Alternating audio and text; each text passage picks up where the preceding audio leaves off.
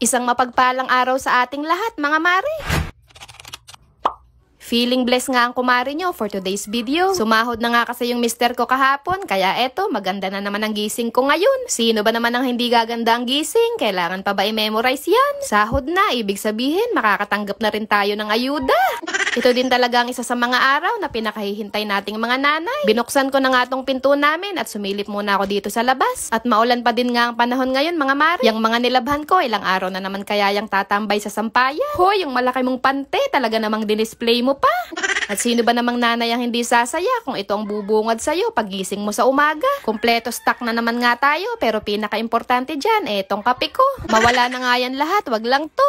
At syempre, hindi rin mawawala itong diaper ng alaga ko. Mangangamoy panghilang naman kami dito pag nalimutan naming bilhin yan.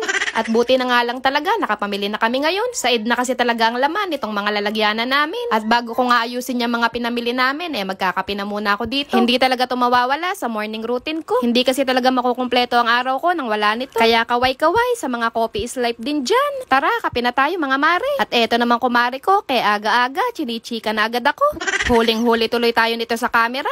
Sabi ko naman sa'yo, huwag ka sumusulpot bigla-bigla na paghahalata tuloy tayo. Saka masyado pang maaga para magchikahan, marami pa akong gagawin. O siya, sige mare, mamaya na tayo magchika-chika pag natapos ko lahat ng gawain ko dito. At maganda din nga ang gising nitong alaga ko. Pinalitan ko na nga muna ng diaper at binihisan ko na din. Pakibantay nga muna dito sa alaga ko, Miss Rachel, at may gagawin lang ako saglit. At dali-dali ko na nga din nilagay itong mga pinamili namin sa kanya-kanyang lalagyanan. Hindi naman ito para magmayabang, mga mare. Walang-wala akong ipagyayabang. Content lang po ito, walang personalan.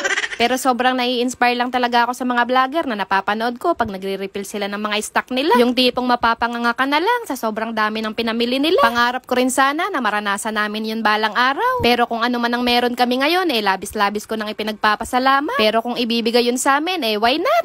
Malugod ko yung tatanggapin with open arms. Hindi na ako para magpakahipokrita pa. At habang nag-aayos nga ako netong mga grocery namin, nagluluto din ako ng pagkain ng mga alaga ko. Pag nanay ka na talaga, magiging octopus ka bigla.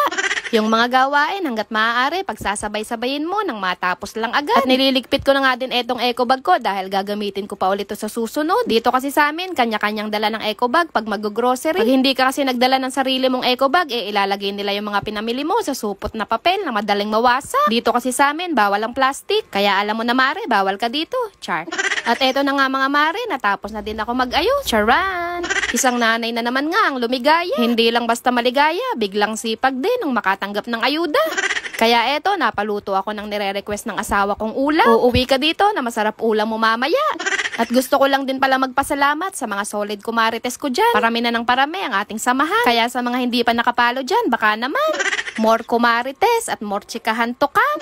Huwag nawa kayo magsawa sa mga ganap ko araw-araw. Maraming salamat sa palagi niyong panonood. Babu!